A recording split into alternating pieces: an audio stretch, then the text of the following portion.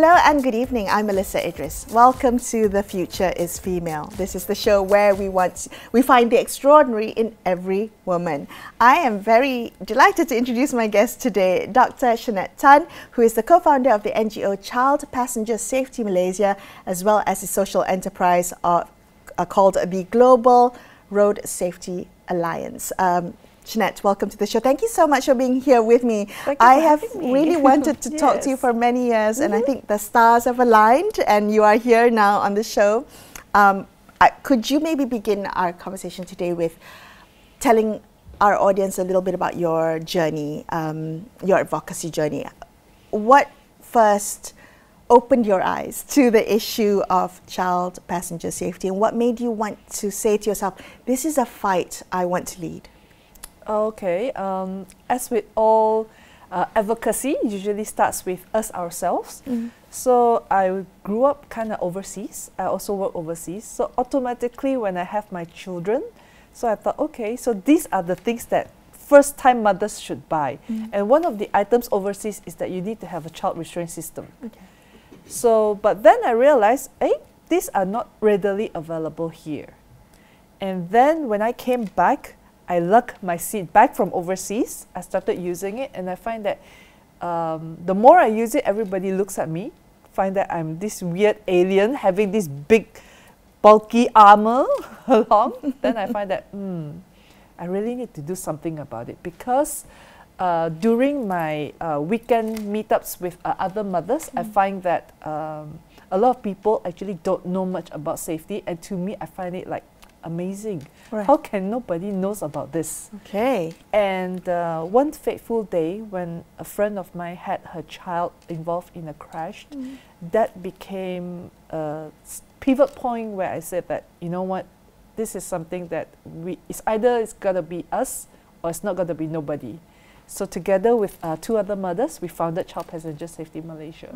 So you decided to take some action, do something yourself, spread the word about child passenger safety. Actually, you are right. Maybe when we talk about child passenger safety, what does that mean? Because you use the term child restraint system, and I'm assuming that means child seat, a car seat? Okay, so talk to me about what road safety means for children particularly. Okay, so let me start with that first. Usually people will call it a car seat, but the proper term is called a child restraint system, because doing the advocacy, when we're doing education, I realized that when I tell parents, put the car seat on the car seat, then they will look at me. Car seat on the car seat. Okay, so that's why child restraint system is a proper word. Of course, sometimes we call it safety seat, sometimes we call it child seat, sometimes we call it baby seat, all right? So child restraint system is a proper word. Now, what is road safety to me is that the awareness that we actually share the road with others. Not only are we drivers, sometimes we also share the road with cyclists, we share the road with motorcyclists, pedestrians. So that road safety encompasses everything about safety in around the road. I love that awareness that we share the road with others. So that talks about all the kind of other risks and situations that we should be mindful of. It's a little bit about being conscious, because in Malaysia we are actually very lucky, very fortunate. We don't have a lot of natural disaster, and because of that, a lot of us parents feel that, you know, we're in a very safe country. There's a lot of things that we don't need to worry about, including being on the road. So we are very lackadaisical when we're on the road. We don't buckle up. The time when we do buckle up is, oh, there's a police at the block in front, so we go put on the seatbelt. Absolutely. Okay, talk to me a little bit about that situation in Malaysia. Lucky as we are for all the other ways, but what do the numbers tell us? What do the patterns and trends tell us about children's road safety in particular, if you don't mind me asking? Patterns in Malaysia? What I mean, how safe are our children on the road? Unsafe. Unsafe.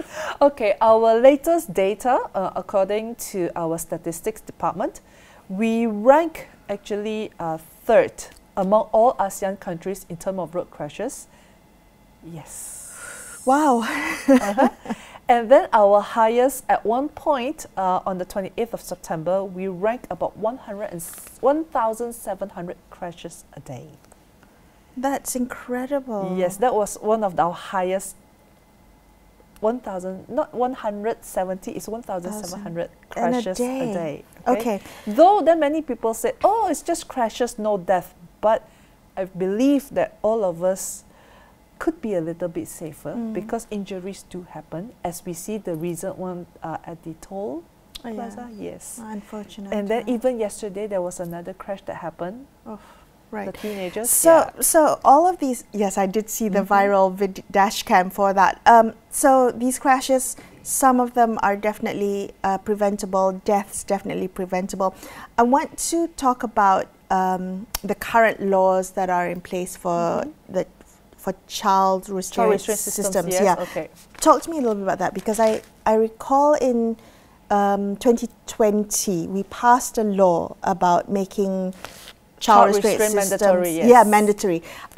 Has that been sufficient? Has that been in use? Has that been effective? Okay, the law has been passed in 2019. Okay. Supposed to be enforced on the 1st of January 2020. However, at that time, we were talking about 6 months of awareness and education campaign before we make it mandatory. Okay. And of course, we all know COVID came. Correct. But, sorry, before I get into that, could you maybe explain what the law was? Because I was surprised to know that I didn't realize child restraint system laws meant that a car seat must be used up to the age of 12. Yes. Okay, tell me more about that. So our regulation states that any children below the age of 12, below the weight of 36 kilograms or 145 cm needs to be in a approved crash-tested child restraint system. And they are supposed to be seated at the back. Wow. So that is our law. I would say one of the best in the world so far, because a lot of countries have it up to 8 years old. Right. So when we wrote ours, we actually we are the top. Let's not talk about enforcement, but in terms of enacting a written law, we are kind of like one of the best. Yes. Why do you think that it was written that way? Why keep children in a car seat until the age of 12? Why is because our body structure of a child, although they may be big in size, they are actually not as strong. Ossification is not as strong. They cannot protect our internal organs. So a child needs to be properly restrained. Yes. Right. Then some parents will argue, I'm also very short, and then the seatbelt actually don't quite fit. So why is it safe for me but not safe for the child? Simply because a child's bone is actually very soft. They are still growing. So you see that they actually break internally. They don't crack outwards. Yes, so a lot of times when a child gets injured, they are actually bleeding internally, whereas for us, we see a broken bone, it kind of like punctures out. Yeah, so that's the difference why 12. In certain countries, they even have seats for a child up to 16, because that's when they are full-grown adult size in terms of the length, in terms of the ossification, for them to be an armor to protect your internal organs. Wow. Yes. So I understand that you received the International Instructor of the Year Award from the National Passenger Safety Board in the US, and that was for your contribution to the passage of child passenger safety regulations here in Malaysia. Talk to me a little bit about your involvement. How do you go about teaching people about this? How do I go to teaching people? It's all about meeting parents where they are. A lot of other countries, they start with top-down, as in the legislation is passed through the cabinet, and then after the law is passed, rolls down to the public, right? For us here in Malaysia, it started with 3 of us parents doing community events. We're meeting where parents are. So it is kind of overflow kind. We meet it, we call it an outreach program. So that is the difference. And then when we receive sufficient enough support, and we push it through, which I would say quite an amazing feat in a very short time. So you mentioned just now, law enacted 2019, was supposed to be enforced in 2020, COVID hit. Where do you think we are at now? Where do you think we are at now? Very good. Okay. Our rear seat belt law has been there since 2009. Our usage today is not even 70% yet. So where do you think we are with rear with child seat? The last record that Myros gave was about 30%. For child seats? Yes, usage. However, I believe if you do include outskirts and rural areas, we are actually way lower than that. Okay. And what do you think are some of the common reasons or common barriers that prevent families from using child safe restraint systems? A very common one, it will never happen to me. I'm a very safe driver. Okay, okay. So the thinking of I'm a safe driver. When my children are in the car, I will make sure that I'm safe. I won't speed. I'll be extra careful. So my children don't really need a car seat. I think one of the many times whenever we do education, that was the first phrase that said, "Hey, I'm a safe driver. I drive very slow. I usually just drive my kids to school, short distance, across the street. You know, less than 5 kilometers, less than 10 minutes away." That is the usual response that we get. However, studies have also shown crashes are higher when you're closest to home or to your destination, because that's when you relax. Oh, I've arrived, and then you kind of like not as alert anymore. Wow, it's all behavioral, isn't it? It's all behavioral. A lot of times we feel that, oh, we are almost home, we're safe, and a lot of times when we're almost home, we kind of open the belt before we arrive. That's one. Another one I would think is a lot of cultural, because most of our families here are large. Okay, we not only have 1 or 2 children, sometimes we have our in-laws, we have our brothers, our sisters, our father, our mother, our in-laws that join us. So many of times, if you have a seat in the car, you'll find that you cannot ferry as much people. You're right. Okay, so that is also a deterrent.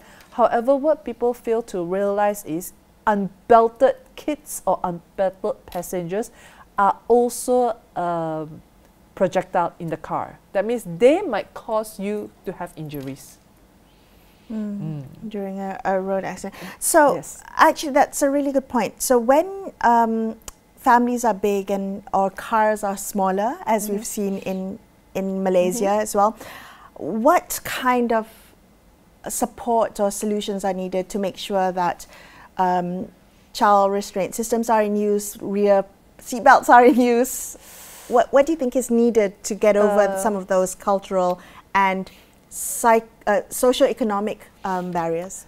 I would say it's an honest challenge, because a lot of families really can't afford to have 2 or 3 cars. Okay, even though the wife and the husband will drive, sometimes they have the kids, not just 1, maybe 3 or 4, and then they have the in-laws that they need to ferry. So it's difficult for them to have 2 or 3 cars to go out altogether. Parking may be an issue. Another issue is a good crash-tested seat sometimes may be above budget, because if I have 3 kids, even though it's only at 300 ringgit, that means I will need to buy 3, that's 900 ringgit. Higher than a lot of what we can afford. Okay. And also, it will have to change as your children grow, right? Because you need to get bigger in different seats. But then what I also notice in other countries is there needs to be a will to want to have change. And many places have also said that education needs to go hand in hand with enforcement. Why we are reluctant is because there is no enforcement. Enforcement will say, we don't enforce because there's no education. Yeah, it's 2 ways. But they blame the other. Yes, I said, to me, it's the chicken and the egg. You need to have both.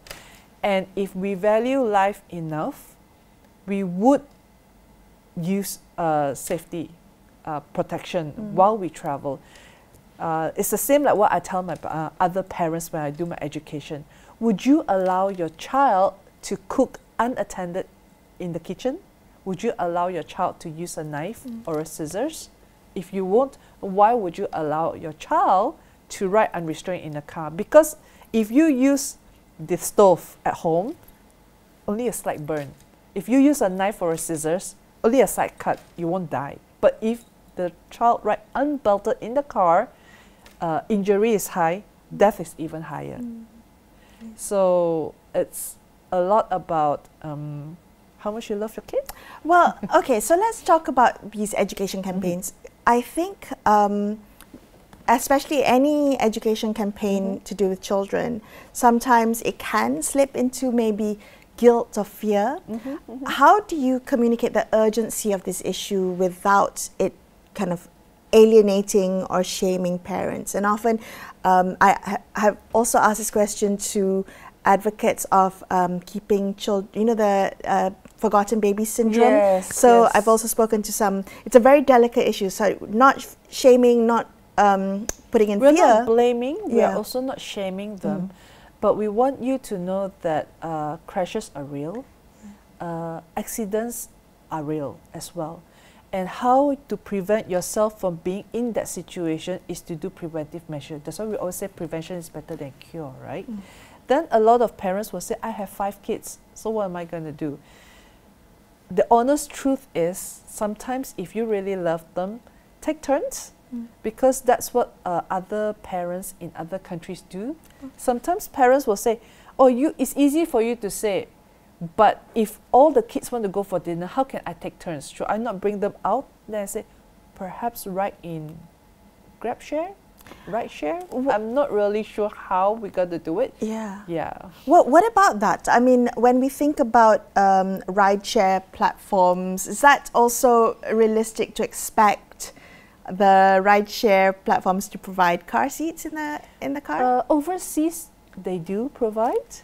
In Malaysia, it's not enforced, it's not required. For public they're considered public transport, isn't it? Yes. Yeah.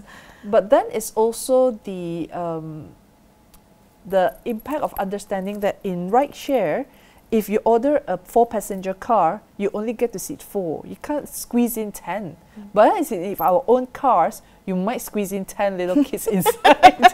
If you go to any school, you probably will see 10 little kids inside of a 7-seater car. Right. So when you mentioned other countries, that the practice in other countries, when you look at other countries who have successfully implemented this, or changed behavior, changed the culture, essentially, what is it that they're doing? Have you studied how we can effectively change behavior around child passenger safety?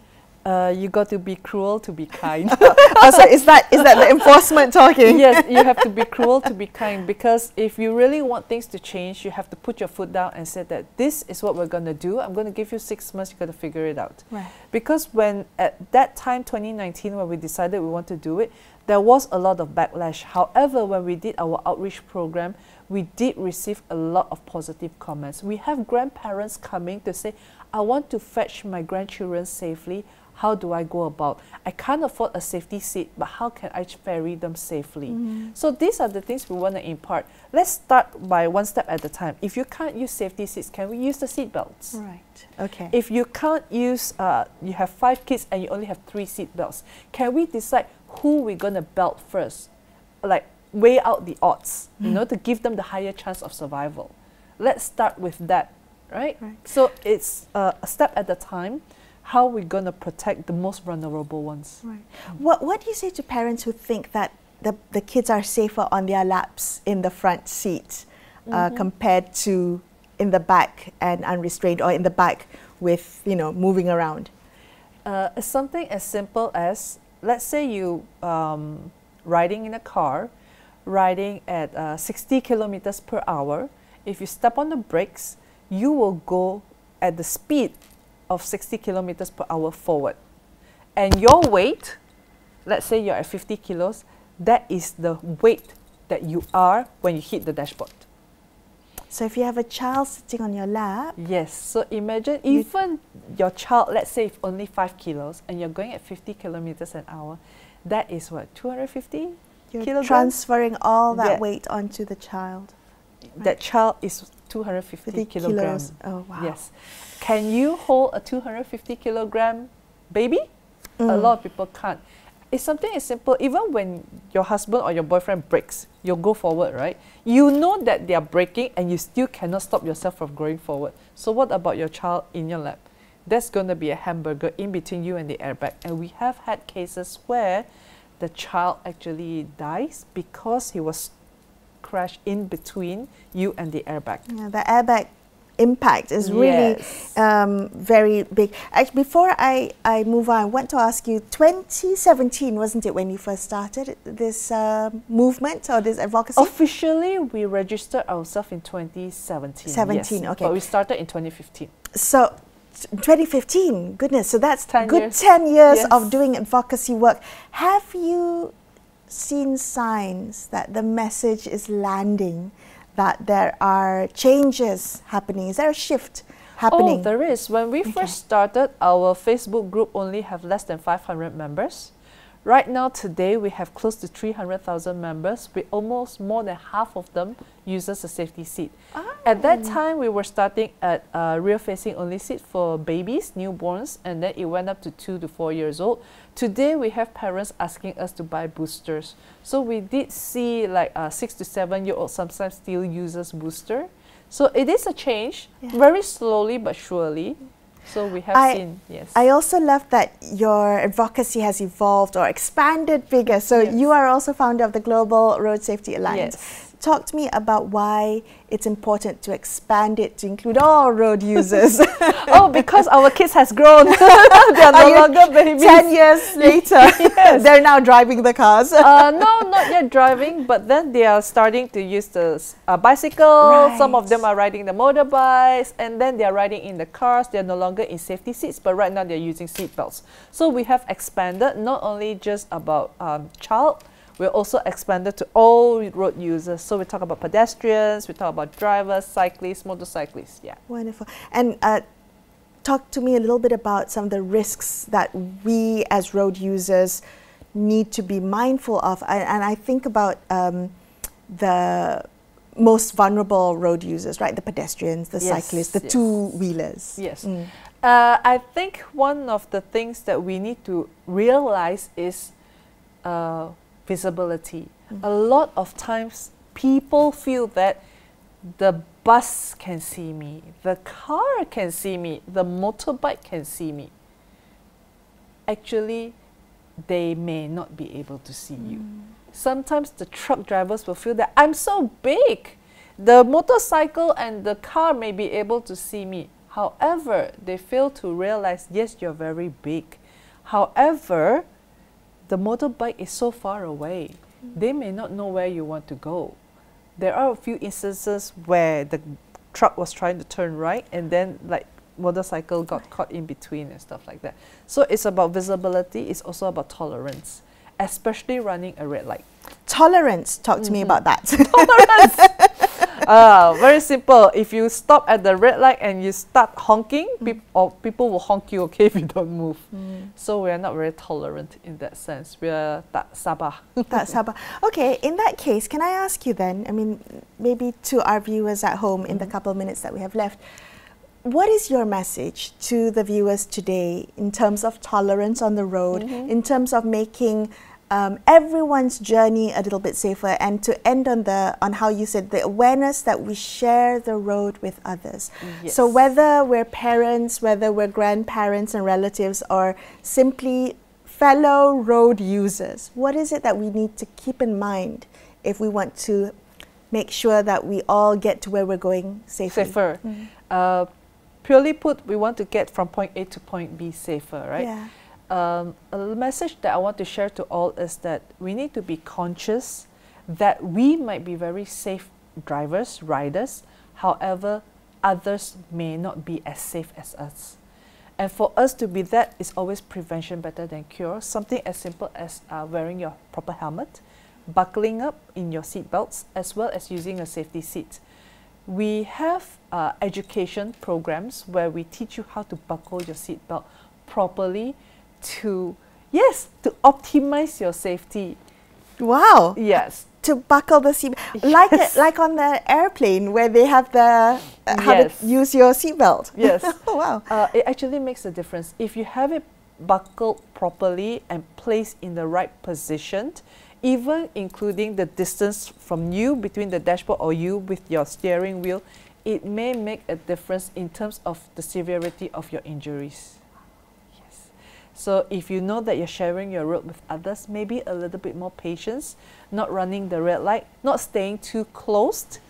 And something that I teach parents to be a little bit mindful is when you want to go on the green light, maybe count 1, 2, 3 before you go, because sometimes you will see one sole motorbike running across.